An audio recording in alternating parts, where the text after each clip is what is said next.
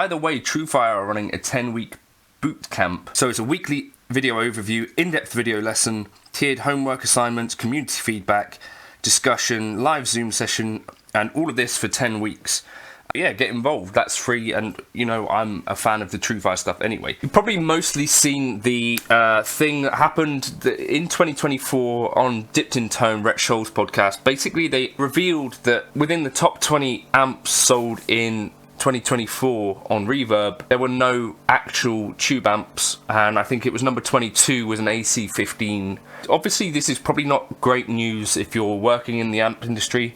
Probably not great news if you're an amp lover. The sort of thing that could change the fortune of the amp industry, well, there's a few things actually, but in this intro here, I was using a Fryette Power Station for the first time. Now, I bought this from Sean, if you're watching, who I bought a Mesa Boogie Mark III off of a while ago, but he's got a load of amazing gear, but he was selling off this.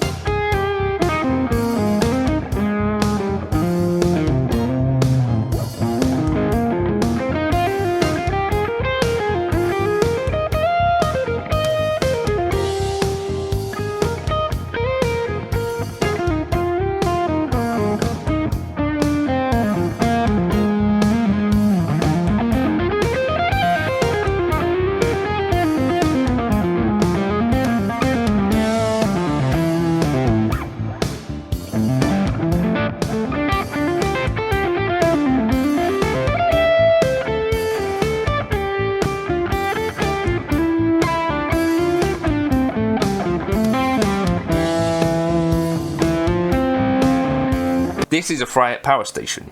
We'll talk about it a bit. So the problem with tube amps is, well, there's a few problems. So one is that they can be too loud for some situations and then too quiet for others. Now, of course, there have been things like master volume amps, which are not a new thing anymore, but for certain things, I think some people prefer an amp without a master volume, particularly if it's like a blackface style amplifier. And I guess also for a lot of people, something like a Marshall Plexi as well. And maybe, yeah, you know, just putting a master volume on the thing doesn't necessarily solve the thing. Now, amps can either be too loud, or in other cases, like head first actually, can be too quiet for others. So amps tend to be, I find, like optimized for a certain thing. So this is a copy of a Dirty Shirley, which wants to break up. And my buddy David Beebe has a Morgan AC20, same sort of situation where it kind of wants to be slightly broken up. The Fryette Power Station, you've probably seen a bunch of them on channels. Tim Pierce did a cool video, but I wanted to know, like, does this attenuation thing actually work transparently? So I decided that I would plug it into the Deluxe Reverb, which was my kind of like go-to now. And this is mic'd with an SM57 only. So first of all, is it transparent? So here you can hear it with it on but bypassed, and then also without it in at all.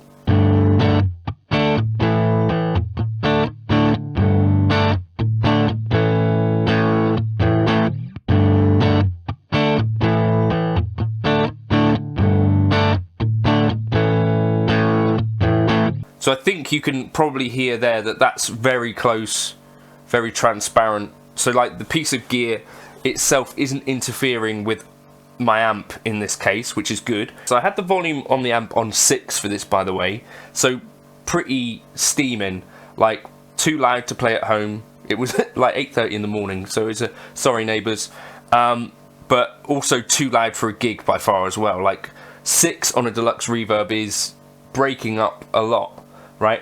But this could be for some people like their sweet spot, where it's like, well, this is where I'm at my edge of breakup kind of thing, right?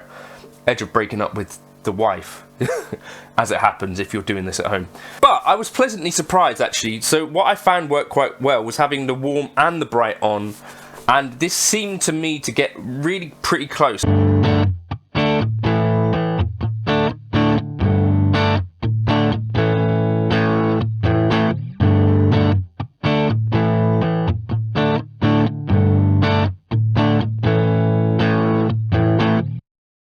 Let me know in the comments if you think you can hear a significant difference, or if that is close enough. So there are other aspects going on, like non-linearities with the SM57, with the mic preamp, and those things considered, I think it's actually a very close answer. So maybe this sort of thing could be the answer, and I think a Universal Audio aux was in the list of the top 20 things sold. They've counted that as an amp, but this costs about the price of an amp, but I think it could be a worthwhile investment if you're someone who's thinking like I have over the last couple of years, like discovering what it is when you turn a blackface amp like past 7 or 8, and discovering that sort of non-master volume amp breakup thing, which I think is like the most tube ampy thing you can do in some ways, and seems to me to be the thing that modelers struggle with most of all. Like the Kemper couldn't really totally capture the Pro Reverb.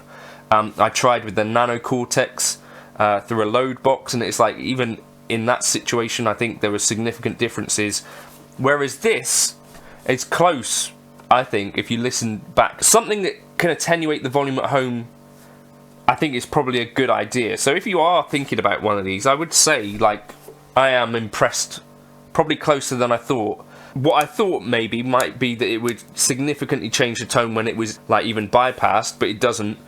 And then, yeah, if you set, for me with this amp, warm and bright in the middle, to me it seems pretty close.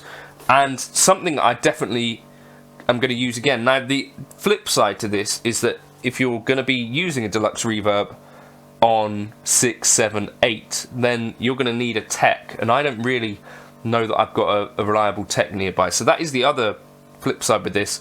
But I think this could enable you to have 1, 2 really good tube amps, maybe that are more vintage styled. The other thing I'm thinking of is like the Revv Dynamis, because I saw that Dan Huff was talking about this, and I'd not really considered this type of amp before, but these amps that are a bit more modern, that have a few things built in. So like Mesa Boogie built in this cab clone, which I think Rob Chapman helped to put an end to, but they're still putting it in amps, and I think some people watching this might have even tried them. They're not bad at all in my experience.